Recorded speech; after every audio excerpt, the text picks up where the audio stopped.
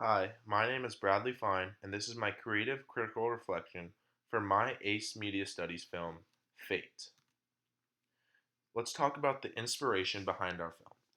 Right away, when we got our group, two of us wanted to do a mystery film, and one of us wanted to do a horror film.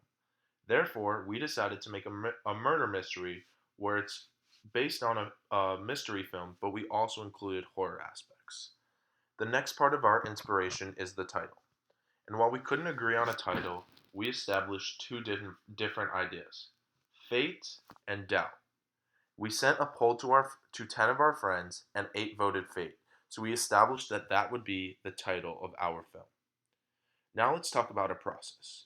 We decided on a short plot where we would have a murder occur between a murderer, a victim, and then we'd also include a detective as the part of the mystery working on his desk and working on the case of the murder.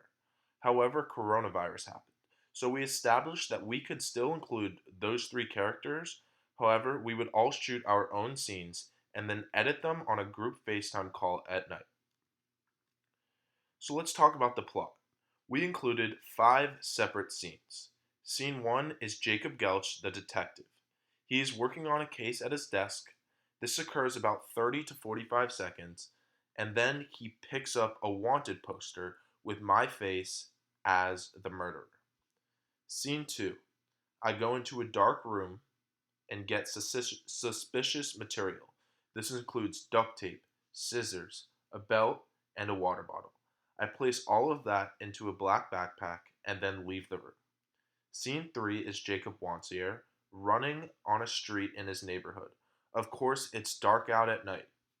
Scene 4 occurs about 5 seconds later. Jacob Wansier is found dead on the floor of the street that he was running on. Scene 5 was a little bit tricky because we wanted to include a business meeting where we needed 2 separate characters. Therefore, we have 2 parts of the film, of the scene. Part 1 is Jacob Wansier opening a door in business attire from his house. And then scene 2 is the murderer opening a door in my house.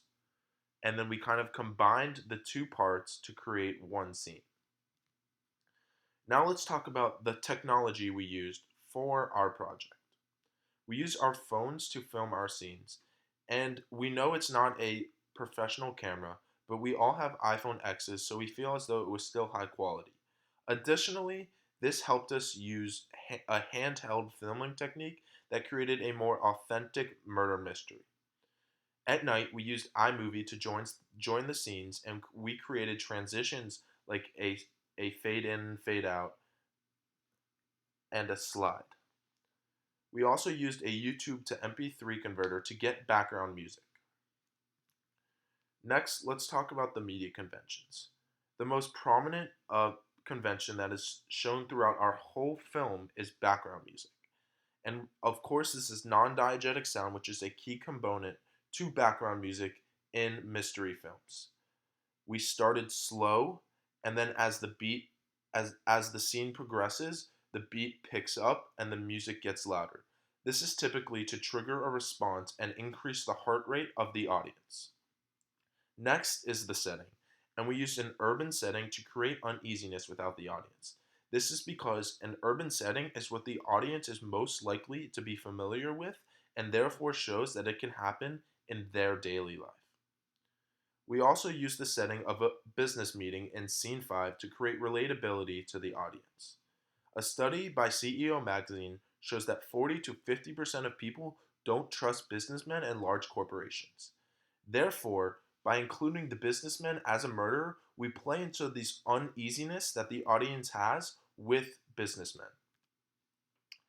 We also use lighting, and shown in Scene 2 and Scene 3 and 4, we use a dark setting to play into the audience's fear of the dark. This is one of the most well known phobias and a key component to all mystery films.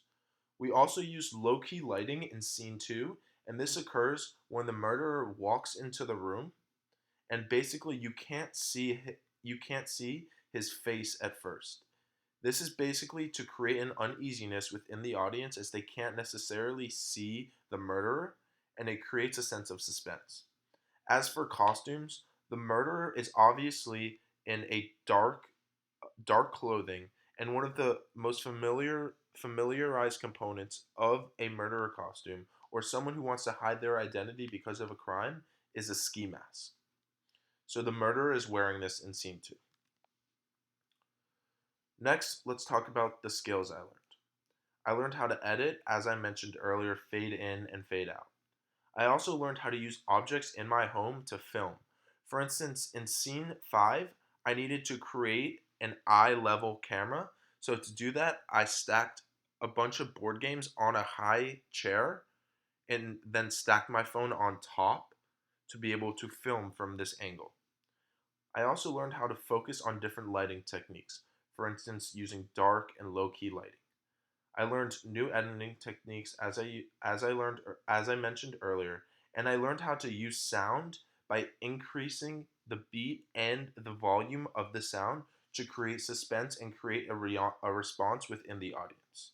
Thank you for listening to my CCR.